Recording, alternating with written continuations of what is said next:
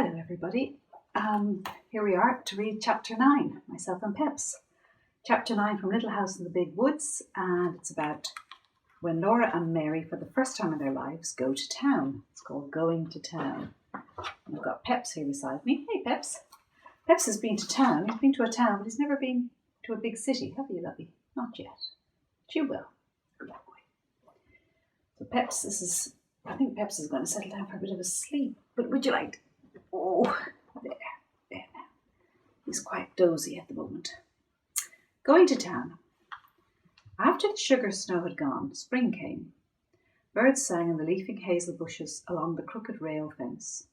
The grass grew green again, and the woods were full of wild flowers. Buttercups and violets, thimble flowers, and tiny starry grass flowers were everywhere. As soon as the days were warm, Laura and Mary begged to be allowed to run barefoot. At first they might only run out around the woodpile and back in their bare feet. Next day they could run further, and soon their shoes were oiled and put away, and they ran barefoot all day long. Every night they had to wash their feet before they went to bed. Under the hems of their skirts, their ankles and feet were as brown as their faces. They had playhouses under the two big oak trees in front of the house. Mary's playhouse was under Mary's tree, and Laura's playhouse was under Laura's tree. The soft grass made a green carpet for them.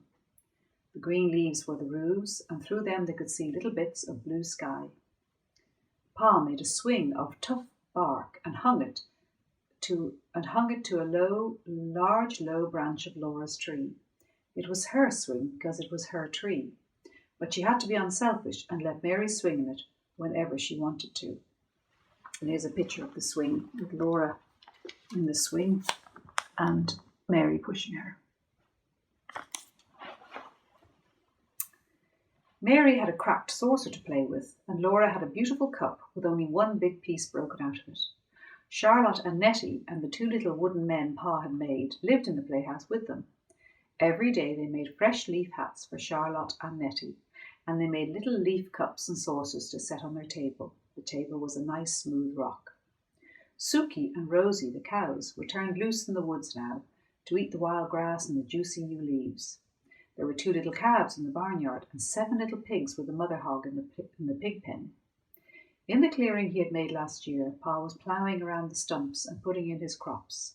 One night he came in from work and said to Laura, "What do you think I saw today?" She couldn't guess.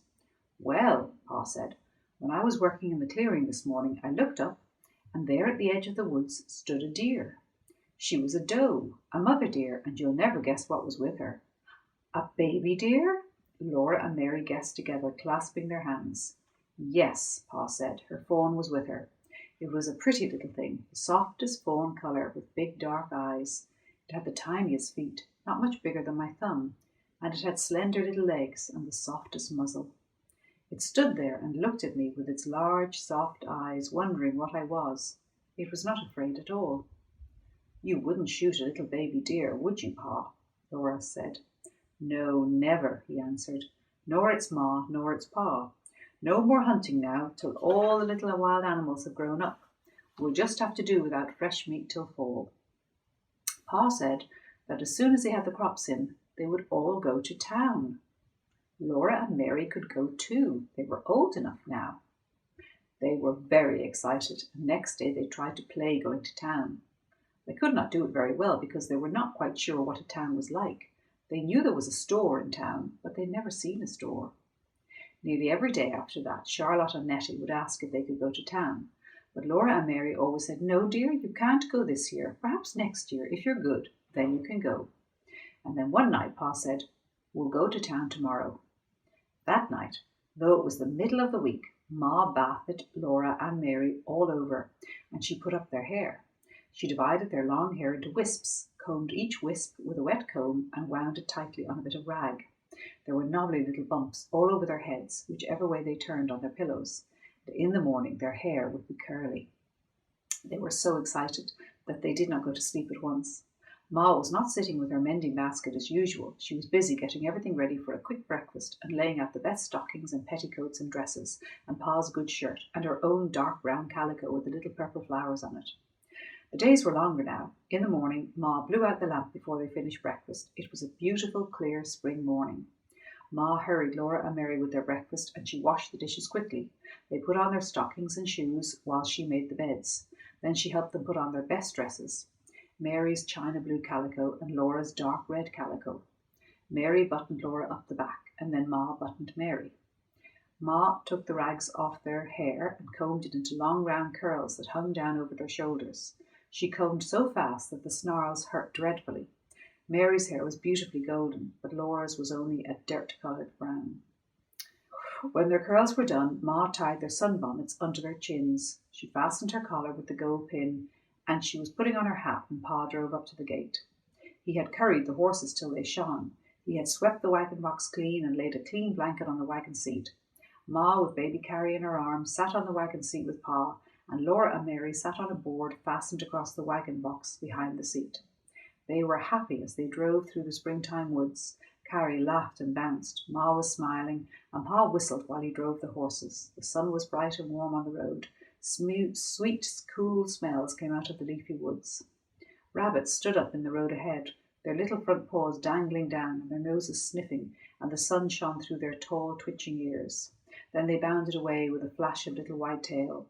Twice Laura and Mary saw deer looking at them with their large dark eyes from the shadows among the trees. It was 7 miles to town. The town was called Pippin, and it was on the shore of Lake Pippin. After a long time, Laura began to see glimpses of blue water between the trees. The hard road turned to soft sand. The wagon wheels went deep into it, and the horses pulled and sweated. Often Pa stopped them to rest for a few minutes. Then all at once the road came out of the woods, and Laura saw the lake. It was as blue as the sky, and it went to the edge of the world. As far as she could see, there was nothing but flat blue water. Very far ahead, the sky and the water met, and there was a darker blue line. The sky was large overhead. Laura had never known that the sky was so big. There was so much empty space all around her that she felt small and frightened, and glad that Pa and Ma were there. Suddenly the sunshine was hot. The sun was almost overhead in the large empty sky, and the cool woods stood back from the edge of the lake. Even the big woods seemed smaller under so much sky. Pa stopped the horses and turned round on the wagon seat. He pointed ahead with his whip. "There you are, Laura and Mary," he said. "There's the town of Pippin." Laura stood up on the board, and Pa held her safe by the arm, so she could see the town. When she saw it, she could hardly breathe. She knew how Yankee Doodle felt when he could not see the town because there were so many houses. Right on the edge of the lake there was one great big building. That was the store, Pa told her. It was not made of logs. It was made of wide grey boards running up and down, the sand spread all around it. Behind the store there was a clearing, larger than Pa's clearing in the woods at home.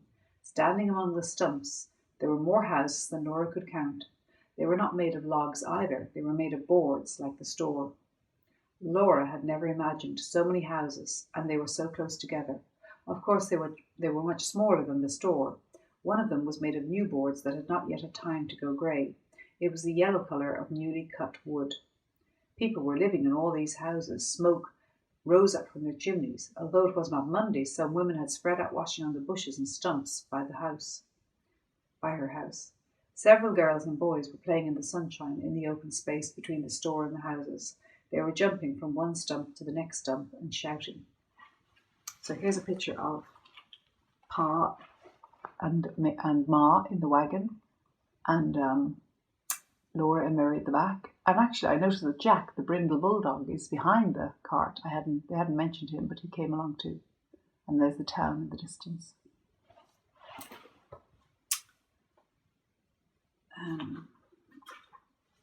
Well, that's Pippin, Pa said. Laura just nodded her head. She looked and looked and could not say a word. After a while she sat down again and the horses went on. They left the wagon on the shore of the lake. This little fella's out for the count. Oh, you've never seen him so quiet, I think. Look, you can't really see him. His little head's turned round. Oh, he's a tired teddy. Just a little puppy. He's been out for a walk. That could be it. Maybe he always is asleep this time. I don't know. She looked and looked and could not say a word, and after a while she sat down again and the horses went on. They left the wagon on the shore of the lake. Pa unhitched the horses and tied one to each side of the wagon box. Then he took Laura and Mary by the hand, and Ma came beside them carrying baby Carrie. They walked through the deep sand to the store. The warm sand came up over the tops of Laura's shoes. There was a wide platform in front of the store, and at one end of it steps went up to it out of the sand. Laura's heart was beating so fast she could hardly climb the steps. She was trembling all over. This was the store to which Pa came to trade his furs. When they went in, the storekeeper knew him. The storekeeper came out from behind the counter and spoke to him and to Ma, and then to Laura and Mary, and Laura and Mary had to show their manners. Mary said, "How do you do?" but Laura could not say anything. The storekeeper said to Pa and Ma, "That's a pretty little girl you've got there," and he admired Mary's golden curls, but he did not say anything about Laura or about her curls. They were ugly and brown. The store was full of things to look at. All along one side of it were shelves full of coloured prints and calicos. There were beautiful pinks and blues and reds and browns and purples. On the floor, along the sides of the plank counters, there were kegs of nails and kegs of round grey shot, and there were big wooden pails full of candy. There were sacks of salt and sacks of store sugar. In the middle of the store was a plough made of shiny wood with a glittering bright ploughshare, and there were steel axe heads and hammer heads and saws and all kinds of knives, hunting knives and skinning knives and butcher knives and jackknives. There were big boots and little boots, big shoes and little shoes. Laura could have looked for weeks and not seen all the things that were in that store. She had not known there were so many things in the world. Now we have a picture, quite a busy picture of them in the, hope you can see that, in the store. You can see there's a lot in the store. It's quite dark actually in the store. Can't see that well. Pa and Ma traded for a long time. The storekeeper took down bolts and bolts of beautiful calico and spread them out for Ma to finger and look at and price. Laura and Mary looked but must not touch. Every new colour and pattern was prettier than the last. There were so many of them. Laura did not know how Ma could ever choose. Ma chose 2 patterns of calico to make shirts for Pa, and a piece of brown denim to make him a jumper, and then she got some white cloth to make sheets and underwear. Pa got enough calico to make Ma a new apron. Ma said, "Oh no, Charles, I don't really need it." But Pa laughed and said she must pick it out or he would get her the turkey red piece with the big yellow pattern. Ma smiled and flushed pink, and she picked out a pattern of rosebuds and leaves on a soft fawn-coloured background. And then Pa got for himself a pair of glasses and some tobacco to smoke in his pipe, and Ma got a pound of tea and a little paper packet of store sugar to have in the house when company came. It was a pale brown sugar, not dark brown like the maple syrup Ma used for every day. When all the trading was done, the storekeeper gave Mary and Laura each a piece of candy. They were so astonished and so pleased that they just stood looking at their candies. And then Mary remembered and said, "Thank you." Laura could not speak. Everybody was waiting, and she could not make a sound. Ma had to ask her, "What do you say, Laura?" And then Laura opened her mouth and gulped and whispered, "Thank you." After that, they went out of the store. Both pieces of candy were white and flat and thin and heart-shaped. There was printing on them in red letters. Ma read it for them. Mary's said, "Roses are red, violets are blue, sugar is sweet, and so are you." And Laura's only said, "Sweets to the sweet." The pieces of candy were exactly the same size. Laura's printing was larger than Mary's. They all went back through the sand to the wagon on the lake shore. Pa fed the horses on the bottom of the wagon box some oats he brought for their dinner, and Ma opened the picnic box.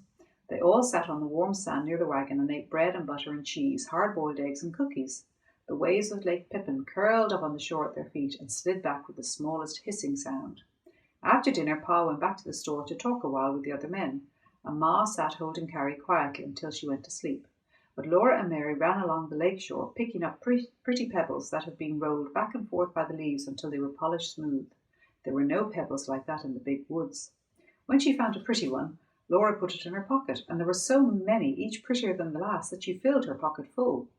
Then Pa called, and they ran back to the wagon, for the horses were hitched up and it was time to go home. Laura was so happy that she ran through the sand to Pa with all those beautiful pebbles in her pocket. But when Pa picked her up and tossed her into the wagon, a dreadful thing happened. The heavy pebbles tore her pocket right out of her dress. The pocket fell and the pebbles rolled all over the bottom of the wagon box. And Laura cried because she had torn her best dress. Ma gave Carrie to Pa and came quickly to look at the torn place, and then she said it was all right. "Stop crying, Laura," she said. "I can fix it." She showed Laura that the dress was not torn at all, nor the pocket. The pocket was a little bag sewed into the seam of the dress skirt and hanging under it. Only the seam had ripped. Ma could sew the pocket in again as good as new. Pick up the pretty pebbles, Laura Ma said, and another time don't be so greedy. So Laura, oh hello, hello. Oh, you're still sleepy, aren't you? So Laura gathered up the pebbles, put them in the pocket and carried the pocket in her lap. She did not mind very much when Pa laughed at her for being such a greedy little girl that she took more than she could carry away. Nothing like that ever happened to Mary. Mary was a good little girl who always kept her dress clean and neat and minded her manners. Mary had lovely golden curls and her candy heart had a poem on it. Mary looked very good and sweet, unrumpled and clean, sitting on the board beside Laura. Laura did not think it was fair. But it had been a wonderful day, the most wonderful day in her whole life. She thought about the beautiful lake and the town she'd seen and the big store full of so many things. She held the pebbles carefully in her lap and her candy heart wrapped carefully in her handkerchief until she got home and could put it away to keep always. It was too pretty to eat. The wagon jolted along on the homeward road through the big woods. The sun set and the woods grew darker, but before the last of the twilight was gone, the moon rose, and they were safe because Pa had his gun. The soft moonlight came down through the treetops and made patches of light and shade on the road ahead. The horses' hooves made a cheerful clippity-clop. Laura and Mary did not say anything because they were very tired, and Ma sat silently holding baby Carrie sleeping in her arms. But Pa sang softly, "Mid pleasures and palaces, though we may roam, be it ever so humble, there's no place like home." So that was called Going to Town, chapter 9. And next time is chapter 10, and it's a story called, or a chapter called, Summertime. So we started in the middle of the winter, and now we're on to the summer. And that's all for today. Look forward to the next one.